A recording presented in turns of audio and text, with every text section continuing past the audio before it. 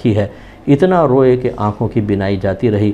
اب جب بھائی آپ کے پاس آئے، ابھی یعقوب علیہ السلام وہی ہیں، تو یوسف علیہ السلام کو جب بتایا کہ آپ کے غم میں تو والد صاحب رو رو کے اپنی بینائی ہی ختم کر چکے ہیں، تو پھر آپ نے ارشاد فرمایا، 93 نمبر آیت ہے سورہ یوسف کی، آپ نے ارشاد فرمایا اذهبوا بقمیصی ھذا، میری یہ قمیص لے جاؤ، فَأَلْقُوهُ عَلَى وَجْهِ أَبِي، پھر اسے میرے والد صاحب کے چہرے پہ ڈالو، یأتی بصیراً، تو وہ دیکھنے والے ہو جائیں گے۔ اس سے ہمارے اہل سنت کے عقیدے کو، یعنی یہ کہہ لیں عقیدے کی تائید ہوتی ہے، یا ہم اسی سے عقیدہ نکالتے ہیں کہ بزرگوں کے تبرکات میں اللہ نے بڑی برکت رکھی ہے، ان سے فوائد حاصل ہوتے ہیں، ان سے بیماریاں دور ہوتی ہیں، ان سے درجات کی بلندی کا سامان ہو سکتا ہے۔ کون اس نص قطعی کو مٹا سکتا ہے یا اس کا انکار کر سکتا ہے؟ دینے والی ذات اللہ کی ہے۔ بینائی اللہ نے دی تھی، قمیص نے نہیں دی تھی، لیکن اللہ تبارک و تعالی بہت سی چیزوں کو، بہت سے امور کے لیے وسیلہ بناتا ہے۔ تو بھائیوں نے بھی یہ نہیں کہا کہ آپ کی قمیص کا وسیلہ ہم کیوں اختیار کریں، اللہ تعالیٰ بینائی دینے والا ہے، دعا کریں گے اللہ تعالیٰ بینائی دے دے گا، نہیں، انہوں نے قمیص لی اور گئے۔ آگے تھوڑا سا 95ویں آیت میں اللہ نے فرمایا فَلَمَّا أَن جَاءَ الْبَشِيرُ، پھر جب حضرت یعقوب علیہ السلام کے پاس خوشخبری دینے والا آیا، القاہ علی وجہہ، تو اس نے آپ کے چہرے پر اس قمیص کو ڈالا، فارتد بصیراً، تو آپ پچھلی حالت پر لوٹ گئے، اس حال میں کہ آپ دیکھ رہے تھے۔ اور اگر بامحاورہ ترجمہ کریں تو آپ دیکھنے والے ہو گئے، ایک دم بینائی لوٹ آئی۔ اب آپ بتائیے کہ وہ دعائیں بھی کر رہے ہوں گے، بھائی دعا کر رہے ہوں گے والد صاحب کی بینائی آ جائے، اللہ تبارک و تعالیٰ نے بینائی عطا نہیں فرمائی، لیکن جب قمیص ڈالی بینائی آ گئی۔ اس کا مطلب ہے کہ اللہ تبارک و تعالیٰ قادر مطلق پہلے بھی تھا اور اب بھی ہے، اللہ تعالیٰ چاہتا تو ویسے بھی بینائی عطا کر سکتا تھا، لیکن اللہ تعالیٰ نے ایک فیصلہ ازل سے فرمایا تھا کہ یعقوب علیہ السلام کی بینائی یوسف کی قمیص کی برکت سے ہی آئے گی۔ اس سے معلوم ہوا خود اللہ تبارک و تعالیٰ کی مشیت یہی ہے، اس کے ارادے ہیں۔ آپ دیکھیں کہ اللہ کے محبوب بندوں کے تبرکات سے فائدہ اٹھایا جائے۔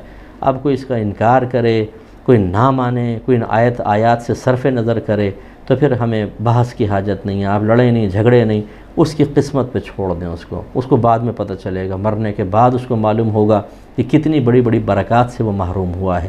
جب نبی کریم صلی اللہ علیہ وسلم کی صاحبزادی بی بی زینب رضی اللہ تعالی عنہا کو غسل دیا جا رہا تھا، جب وہ غسل سے عورتیں فارغ ہوئیں تو آپ نے اپنا تہبند مبارکہ ان کو دیا کہ یہ ان کے کفن میں رکھ دینا۔ اس پہ اکابرین نے لکھا ہے کیوں رکھ دینا؟ تاکہ برکت حاصل ہو، قبر میں ان کو راحت ملے۔ اب جو قبر میں تبرکات رکھواتے ہیں لوگ، اس کی اصل اس قسم کی چیزیں ہوتی ہیں۔ تو خلاصہ کلام یہ ہے کہ اہل سنت کا مذہب، اہل سنت کے معمولات یہ کوئی بدعت نہیں ہے، ان میں سے اکثر قرآن و حدیث سے ثابت ہیں۔ ہاں، جو خرافات لوگوں نے شامل کر دی ہیں ان کی نشاندہی کرنے کے لیے علماء اہل سنت کافی ہیں۔ میرے اکثر بیانات آپ دیکھیں ایسے ہوتے ہیں کہ میں خرابیوں کی نشاندہی کرتا ہوں، لیکن ہماری ہر چیز کو ناجائز کہنا، ہماری ہر چیز پہ شرک اور بدعت کے فتوے لگانا، ایسے لوگوں کو تھوڑا خوف کرنا چاہیے۔ قرآن کی نصوص قطعیہ سے چیزیں ثابت ہوں، انسان اس کو بنیاد بنا کر ان کے مطابق عمل کرے اور پھر بھی بدعتی کہلائے، تو پھر بھائی آپ کے نزدیک بدعت کی تعریف کیا ہے؟ ان آیات کو کیوں رکھا گیا ہے قرآن عظیم میں؟ ہر قرآن کی ہر آیت سے ایک سبق حاصل ہوتا ہے، ان سے کیا سبق حاصل ہوا یہ بتائیں؟ یا یہ بس سبق نہیں ہے، ایسی وہ بیان کر دیا، یہ پھر آپ کے نزدیک ہوگا۔ ہمارے نزدیک ہر قرآن کی آیت میں ایک درس موجود ہے، اور اس میں یہ درس موجود ہے کہ اللہ کے محبوب بندے اس بات کا عقیدہ رکھتے ہیں۔ یوسف علیہ السلام کا بھی عقیدہ تھا کہ بینائی دینے والی ذات فقط اللہ تعالیٰ کی ہے، لیکن یہ چیزیں وسیلہ بنتی ہیں، اس لیے آپ نے اپنی قمیص عطا فرمائی۔ اب یوسف علیہ السلام پہ لگا لیں شرک فتوے، یا یعقوب علیہ السلام پہ لگائیں شرک کا فتویٰ، یا ان کے بھائیوں پہ لگائیں شرک کا فتویٰ کہ کیوں وہ قمیص کی طرف متوجہ ہوئے۔ قمیص مشکل کشا ہے یا اللہ تعالیٰ مشکل کشا ہے؟ بتائیں مشکل دور ہوئی کہ نہیں ہوئی؟ حقیقی مشکل کشا اللہ تبارک و تعالیٰ ہے، اور مجازی طور پہ اللہ تبارک و تعالیٰ جس چیز کو چاہے مشکل دور کرنے والا بنا دے۔ اور ہم اگر کسی غیر اللہ کو مشکل کشا کہیں گے تو صرف ایک وسیلہ سمجھ کر، اصل مشکل کشا اللہ کی ذات ہے، لیکن اگر وہ مشکل دور کرنا کسی مخلوق کے اندر پیدا کر دے تو پھر اس کا انکار کرنا ہی حماقت ہوگا۔ تو امید ہے کہ انشاءاللہ ہمارے سننے والے بھائی بہن اس بات کو سمجھیں گے۔